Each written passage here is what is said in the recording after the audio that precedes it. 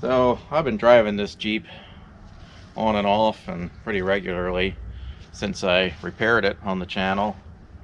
And twice now I've had this driver front brake caliper just lock up. When I went over a bump, the brake caliper would just kind of lock up, and I don't know, replace the caliper and the hose because I couldn't see anything wrong. I couldn't find anything going over it, and I just, I'm not really one to throw the parts shotgun at it, but in this case I did, because even though to me brakes are optional, to anybody who I might sell this to, brakes are probably not optional. So anyway, it's done it again, and I've done some research on the internet and whatnot, and some people are saying maybe the steering knuckle starts to get worn a little bit, where the brake pads and caliper and everything, mesh together. And I guess we'll take a look at that and see if we can't figure it out.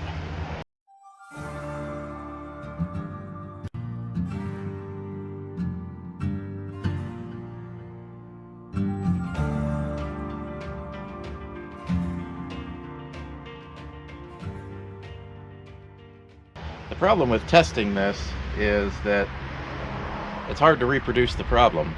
If I do get it unbound, I have to hit a bump or something just right for it to actually activate the problem again. And if I do, I'm probably miles from home, and then I have to limp it home with a locked up caliper, and that's no fun.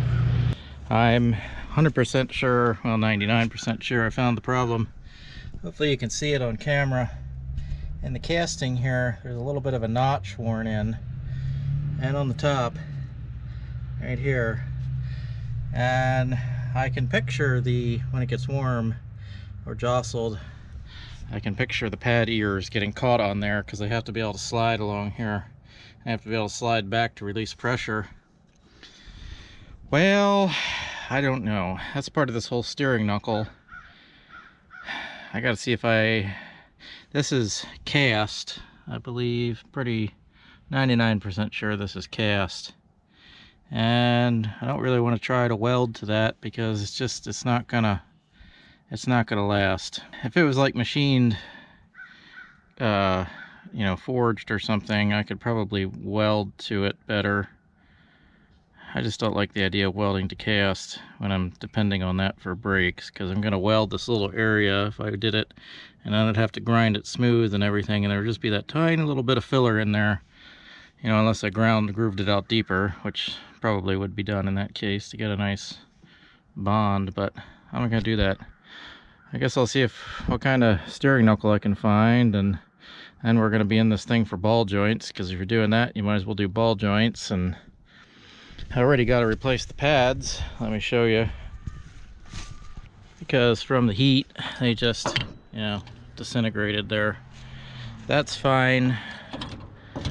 They were actually pretty good, relatively new pads, and I'm guessing maybe somebody replaced the pads because they had trouble with the brakes locking up recently. And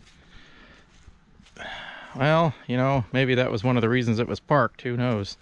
But I mean, I'm sure there were a lot of reasons this was parked if you watch everything back that I've shown on this Jeep, all the episodes.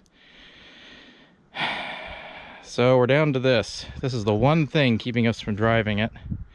So I don't know. Let me see what I can find as far as a steering knuckle. I'm sure that's not going to be cheap. Well, I tried to resist spending money on this Jeep, but in this case I have no choice. So new steering knuckle is in order. They're not that horrifically expensive. I think it was like $60 off of the internet. I don't know if it's a good one. For $60 it probably isn't, but I mean, can it possibly be worse than that one that already wore out? So yeah. So we're gonna replace this steering knuckle, which I'm sure won't be fun, because these are probably original ball joints. As you can tell, they're old and crusty. But the ball joints are still in good shape. None of them are loose. They appear to have held grease. This one's greasable. In fact, they're all greasable. So maybe they've been replaced with good ones. I don't know. I'm going to try to save them. Which means I'm going to try to disassemble this as gently as possible. So let's get started with that. I have to pull the brake rotor off, obviously, and the nut will come off the end of the drive shaft, and then there's upper and lower ball joints, and then the steering tie rod, and of course the bearing, the hub bearing screws in from the back. And then once all those are undone, you still have to slide it off the upper and lower ball joints. So yeah, we're gonna try to get it off and just replace nothing but the steering knuckle. The hub bearing and everything, to my knowledge, is okay. So again, we're gonna try to salvage that. So I don't know, there's nothing for it but to get cracking. So let's get to it.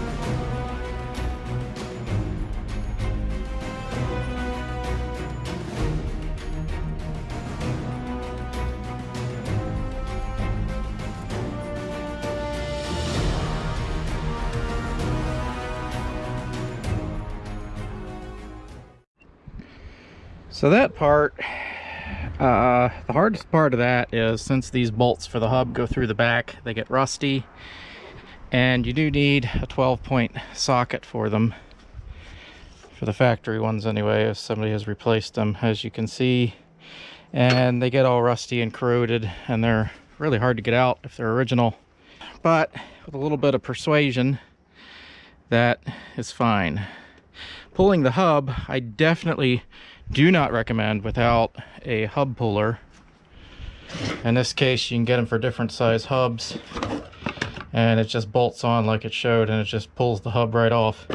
I have tried to do that without a hub puller before, and you can fight with that thing for like a whole day trying to get that off, because of the pressures and torques necessary to do it without the proper tools. And well, if you're going to do this, just spend the money, go out and buy yourself a hub puller. It'll save a world of effort, and most importantly, time.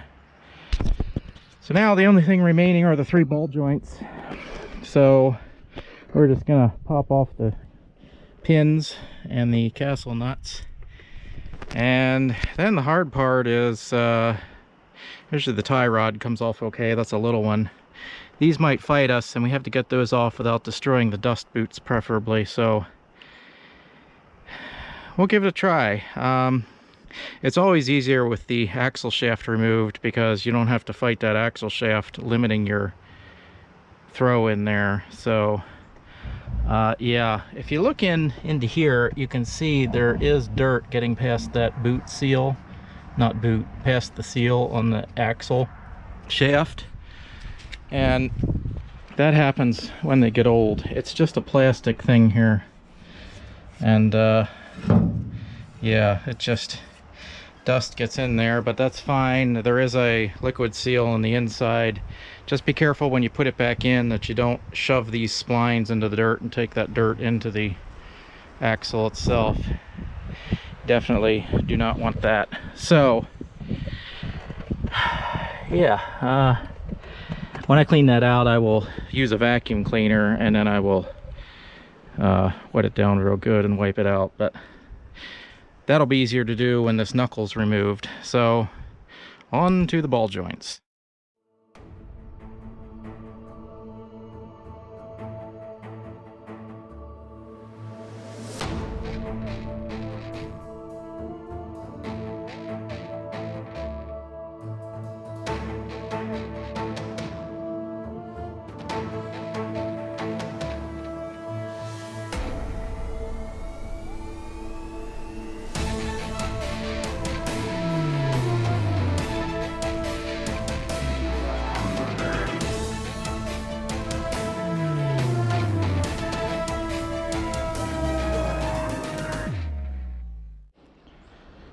she's off.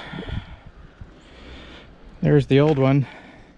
It's not really that difficult if you have the right tools, which mainly what you need are the axle puller and, you know, impact gun of some kind and a really big hammer.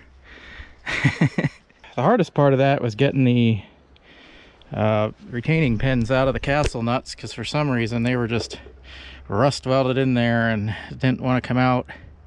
I'm going to clean this up a little bit and clean up the inside of the axle housing there, and then we can just put it back together again, which is much easier. It's the opposite of removal. Take a look at the new one here.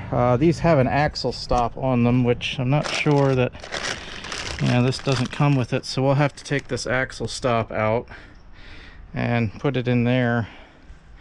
I'm going to adjust it to wherever it is now. So I'm just gonna wing that part of it. We'll assume that they adjusted it right from the factory, or I assume that's a factory knuckle. So looks like everything else is correct here. It says an L stamped on it for left, and hopefully everything else is correct on it.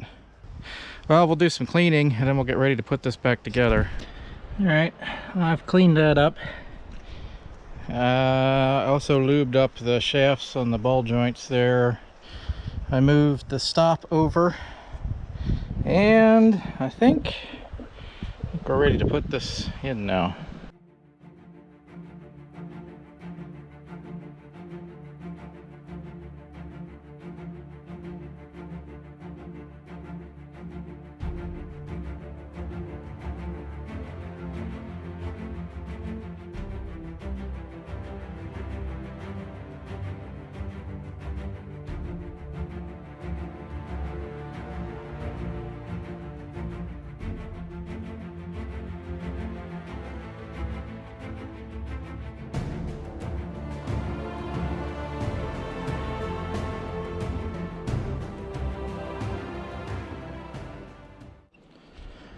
All right, now we're back where we started with the steering knuckle. Bearing is good. Now, you got to remember with this, the bolts hold the hub in, so the hub can't come out. But you can still over tighten that bearing in there and ruin the bearing. So be careful, only give it 45 ooga-doogas when you're tightening it down. So we are going to, I think, move on to putting the brake back together. I had to get a new set of pads. Fortunately, these are almost new, so I'm not going to bother with the ones on the other side. I'm not going to touch that because it works. I'm going to put the rotor and the caliper and the pads back on. I'm going to make sure all the slides are lubed properly, and I'm also going to lube these slides so that the same problem doesn't happen again. And then we'll bleed the brakes, because when I was driving to get back home, I did let off some pressure to try to release the caliper. Since I only had wrenches with me, so I just took off the line and let some air into the line. Not that that really helped, but it would work fine till you stepped on the brake again and, shoved it in, and it would get locked again. But anyway, we're going to put the brakes back together now.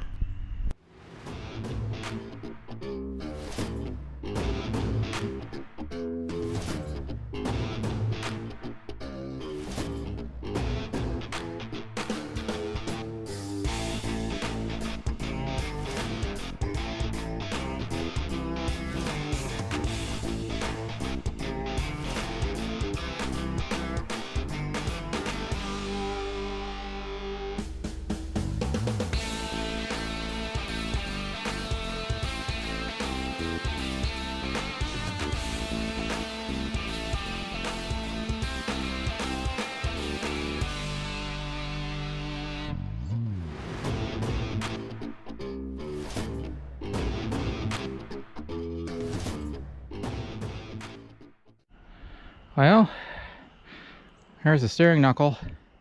It was only a couple hours for me working without a garage and without even a concrete slab to work on, so yeah, that's fun. But if I can do that, you can too. So it's not that difficult. And I had one guy who, I don't know, he wanted to buy it and then he didn't and made me a lowball offer. And I said, at the time when I knew this was bad, I said, I'll tell you what, if you come get it.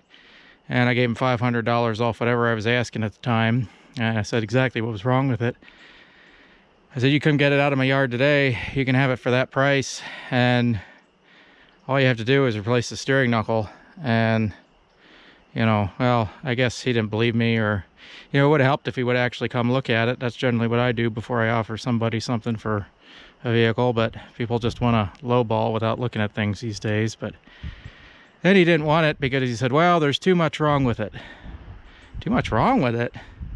That was the only thing wrong with it. So, yeah, I don't understand people. They just, when you buy an old vehicle, and this is a 1998, so what is that, 26 years now? When you buy a 26-year-old vehicle, you don't expect it to run and work perfectly. And, well, now it does run and work pretty much perfectly. So, I mean, there's just cosmetic issues that there would be with any 26-year-old vehicle. So, yeah, there you go. Well, I have unexpectedly caught a tremendous amount of flack trying to sell this Jeep online, because I've been told it's really not worth any money because it's got different color body panels on it. Well, that was a shock to me because it runs and drives great, and apparently the priority of today's car buyers is that it should have matching body panels, and not that the engine should run great with no codes, or not that it could drive 5,000 miles without a single issue, or, you know, none of that. Clearly there's no way to change the color of body panels. So fortunately, there's no way to change the color of body panels on a vehicle. Nope, that's wrong. You can definitely change the body color. Yeah, I mean, there is absolutely no way to change the color of a vehicle at all. Nope, no way to do it. Yeah, I mean, if only there were a way to change the color of a vehicle. I don't know, I mean, how would we even do that? It's impossible. Clearly it's impossible. Yeah, if only there were some way to change the color of a vehicle. Well, I don't know. I guess we're stuck with this color. Yeah, I mean, if only there were a way to change the color of a vehicle. So, yeah, I'm not sure why I'm having such a hard time selling this. Maybe the market's worse than I thought. I don't know. I mean, it's roughly the same color now, which from a distance should be okay for a 26-year-old vehicle. I just, you know, and as it fades and everything, it'll blend in a little bit better.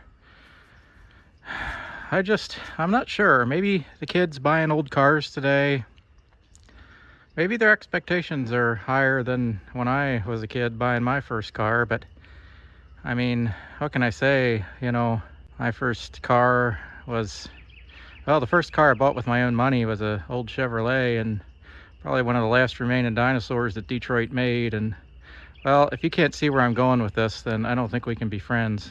Let's just say $300 was a heck of a deal for a 200 horsepower jukebox on wheels. Anyway, I'm not sure what people's expectations are today. I mean, this is a good 20-footer, you know, from 20 feet back. You know, it looks like a nice vehicle. Yeah, I mean, it's 26 years old.